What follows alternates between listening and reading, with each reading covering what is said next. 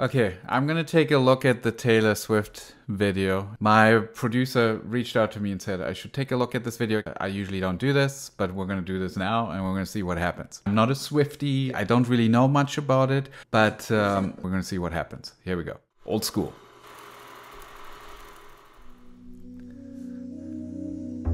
I was supposed to be sent away, but they forgot to come and get me. I was a functioning alcoholic till nobody noticed my new aesthetic.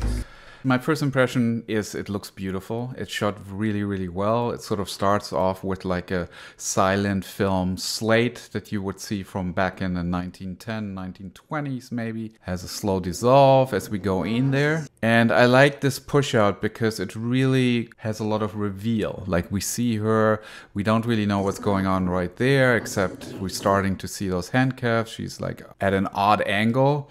It's kind of like the, I don't know, Dr. Caligari, that movie, maybe. It's not lit that way, but these sort of crooked and overextended shapes, it's definitely something that I would recognize in Dr. Caligari, that movie. And what I like about it is it reveals more and more oddities, more and more information. It pulls back. We see that this bed is actually kind of crooked and it's floating or like attached to the wall. Everything is crooked here and she is tied to this bed. And then immediately here, now we realize, okay, this room is upside down, right? Doesn't make any sense the way it is shot right here. They probably had like a split screen or something, and this is on a stage where you can turn it. Love everything about it, but I have to say, I'm thinking a lot about how did they do this? This has a lot of gimmicks in there, while I should be really focused on the story. And I haven't really listened to the words at all at this point.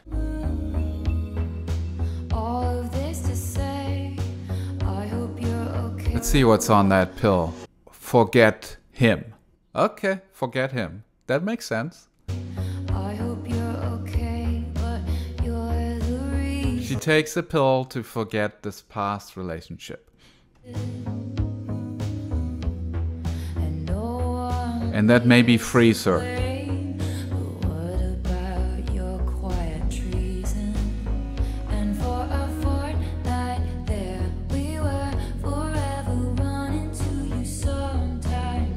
We're pulling in.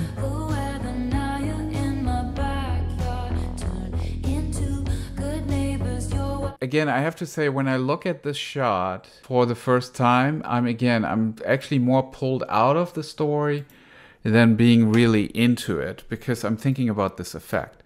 And usually I don't do that as an editor. Like when I watch a film, I'm just experiencing it. I'm not thinking about the editing, or I'm not thinking about the process, the filmmaker's voice. But here, I'm drawn to just thinking about the gimmicks and the effects. But something that I really like here is she is not singing until the very last line, and the camera pulls in, and the moment that she starts her line, I get really focused on the lyrics.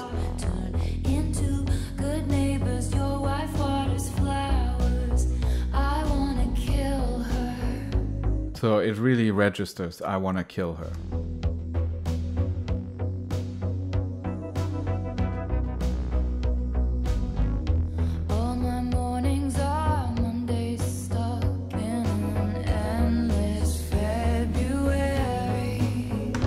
Okay, so she's starting her day. She's walking in. She's not wearing those, she doesn't have those tattoos here anymore.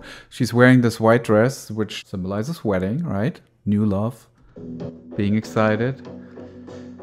And then she's wearing black, and this very much represents death to me.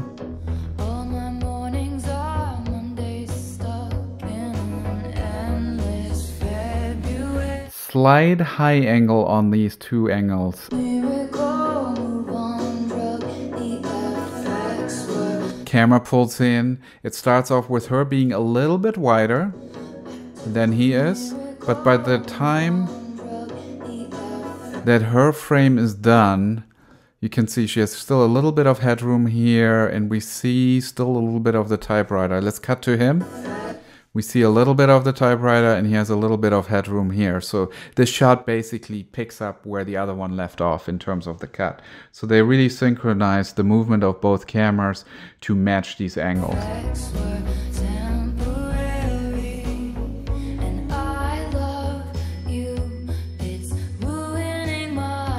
I noticed these moving objects here, obviously, these fans, because they're moving and we're drawn to moving objects just sort of instinctively because it could mean danger. I'm not sure. I mean, they're white, so they just fit in with this office.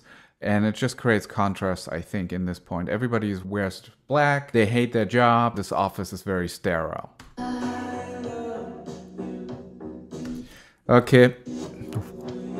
What movie are you thinking about when you see this? For me, it's The Shining, and it's that scene where Jack Nicholson is typing on the typewriter, always the same line, like Jack is dull, or doing the same thing every day makes Jack a dull.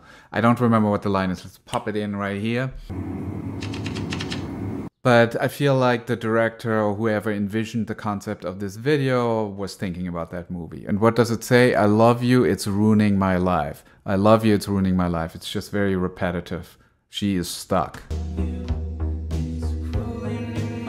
Notice the color. Color. And they're expressing themselves, and because they have similar pain, they're bonding, they're connecting. Actually, what's like, this is life to me. Like these are their emotions or their thoughts, the things that are still alive, and they connect. Blue and yellow.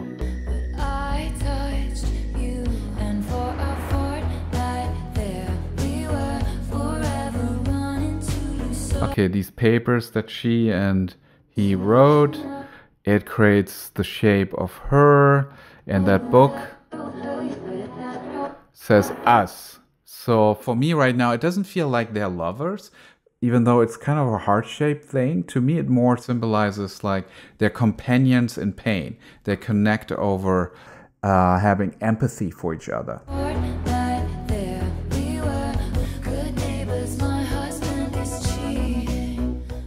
Okay, these thoughts, this pain that has been expressed is still sort of swirling around them. It could actually mean that they are the lovers, the past lovers as well, because when you listen to the lyrics, like they've lasted for a fortnight and she's still thinking about it.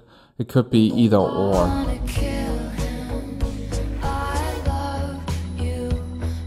What movie am I thinking about right here? Metropolis, which is, I think it's like 1915, 1920 Fritz Lang movie.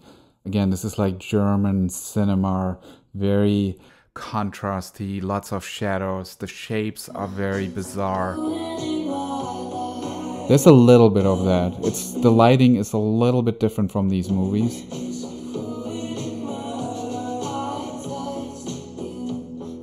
Okay, there's some writing going on here. I love you, it's ruining my life. So that's that same message. I love you, it's ruining my life.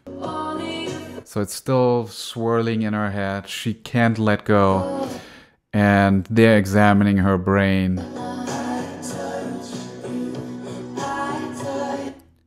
Ethan Hawke.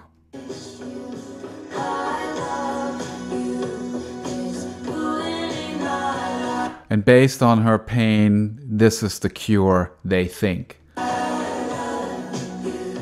She gets electrified, which like is supposed to blank her brain, her thoughts. He's reviewing the data.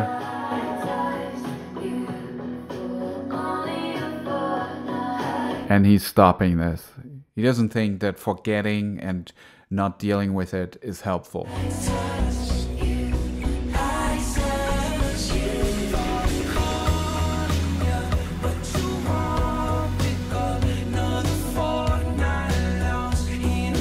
He's trying to reach out to her, talk to her in this cruel world. She's like embedded in rain. She's out there in the storm.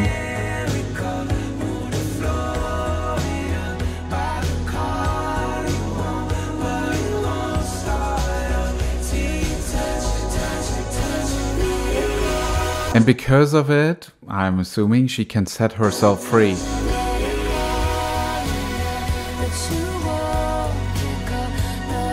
like these things disappear because she makes that choice. She lights them up.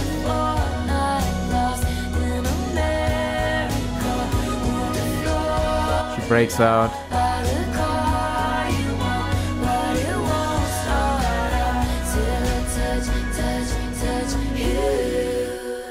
And they connect. And we bookend it with these silent movie slates. She directed and wrote this herself. So she obviously has intrigue and interest in film and the history of film. Overall, I mean, I think this is a beautiful music video.